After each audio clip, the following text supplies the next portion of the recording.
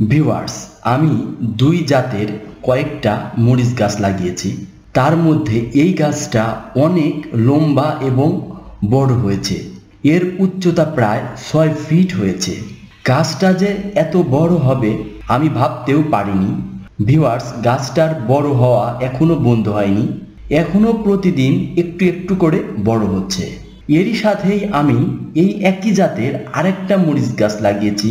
এটার উচ্চতা মাত্র 1.5 ফিট হয়েছে, কিন্তু এই গাছটা উচ্চতা প্রায় 6 ফিট হয়েছে এবং এখন পর্যন্ত এটি লম্বা হচ্ছে।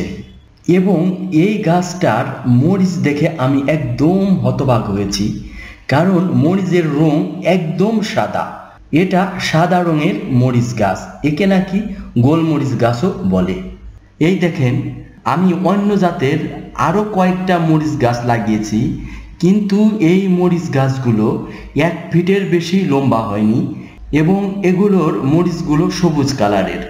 ভিউয়ার্স, আজকে আমরা মরিচ গাছের বোটানিক্যাল পরিচয় সম্পর্কে জানব।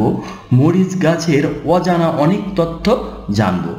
এর সাধারণ নাম মরিচ, এর বৈজ্ঞানিক নাম ক্যাপসিকাম অ্যানুয়াম। এটি সোলানেসিয়ে গোত্রের অন্তর্ভুক্ত। মরিচের উৎপত্তি স্থল, অর্থাৎ যেখানে এটি প্রথম উৎপন্ন হয়েছিল, সেই জায়গা হচ্ছে দক্ষিণ আমেরিকা মহাদেশে, বিশেষ করে মেক্সিকো ও বলিভিয়া অঞ্চলে। এটি সপুষ্পক উদ্ভিদ। কিছু কিছু জাত মৌসুমি ফল দেয়, আবার কিছু কিছু জাত 12 মাসি ফল দেয়। ভিউয়ার্স, মরিচ কেন ঝাল লাগে জানেন? মরিচ ঝাল লাগার কারণ হলো এর ভিতর ক্যাপসাইসিন নামক এক প্রকার রাসায়নিক যৌগ আছে। এই যৌগের কারণে মরিচ ঝাল লাগে। শুধুমাত্র কি আমরা ঝালের জন্য মরিচ খাই? মরিচ আমরা ঝালের জন্য খেলেও এর ভিতরে কিন্তু বিশেষ পুষ্টিগুণ আছে। এর ভিতরে ভিটামিন সি আছে, বিটা ক্যারোটিন আছে, আর আছে অ্যান্টিঅক্সিডেন্ট। এই ছিল মরিচ গাছের বোটানিক্যাল পরিচয়।